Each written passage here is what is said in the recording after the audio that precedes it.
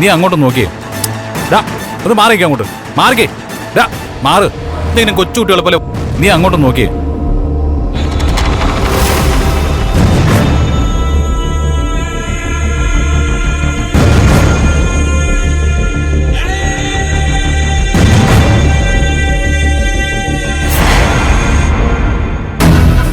എന്താ ഇതൊക്കെ? എന്താന്ന് മനസ്സിലായില്ലേ?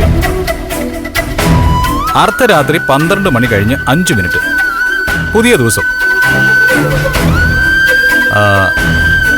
ഈ ദിവസവും ഇപ്പോഴത്തെ മാസം അറിയാലോ. ഈ ദിവസത്തിന്റെ പ്രത്യേകത നിനക്കറിയാലോ. എന്റെ പൊന്നു ബ്രോ, ഇന്ന് നിന്റെ ബർത്ത്ഡേ ആടാ. ഇവന്റെ കാര്യം. എടാ, നീ ഇന്നത്തെ തീയതി ആലോചിച്ചോ? ഇന്ന് ജൂലൈ 28. അപ്പോ കറക്റ്റാണല്ലോ. നീ ഇങ്ങ് വന്നേ, ചുമ്മാ ആലോചിച്ചോണ്ട് നിൽക്കാതെ. കേക്ക് കെട്ടിയതേ.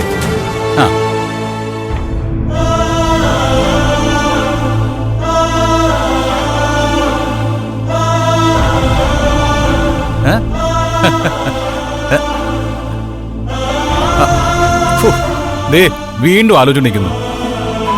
ഓ ഇത് ഞാൻ എങ്ങനെ അറിഞ്ഞെന്നാവും അല്ലേ? എടോ ചങ്ങാതി, നന്നായ കണ്ണാടി വേണ്ട. നീ ഇപ്പൊ അത്രയും മനസ്സിലാക്കിയാൽ മതി. എനിക്കൊരു ബർത്ത്ഡേ വേണ്ട. എടാ, നീ ഇങ്ങനെ ബഹളം വെക്കാതെ. എടാ, നിനക്കൊരു കുഴപ്പം പറ്റിയിട്ടില്ലെന്നും ആരോഗ്യത്തോടെ ഇരിക്കുന്നുവെന്നും നിന്റെ വീട്ടുകാർ അറിഞ്ഞിട്ടുണ്ട്. അതിന്റെയൊക്കെ സംവിധാനം ഞാൻ ചെയ്തു. സത്യം. സത്യമായിട്ടും ഈ ബർത്ത്ഡേ കേക്കാണ് സത്യം. വിശ്വസിക്കുക. എടോ, തന്റെ വീട്ടുകാരിപ്പോ അവിടെ ബർത്ത്ഡേ ആഘോഷിക്കും.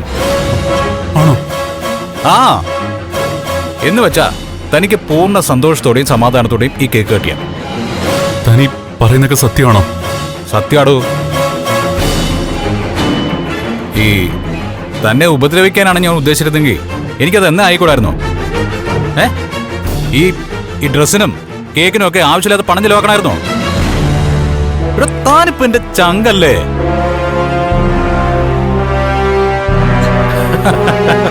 ഇവിടെ ചിരിച്ചുണ്ടാക്കിയത് ക്യാൻഡിൽസ് അങ്ങോട്ട് കത്തിക്കട.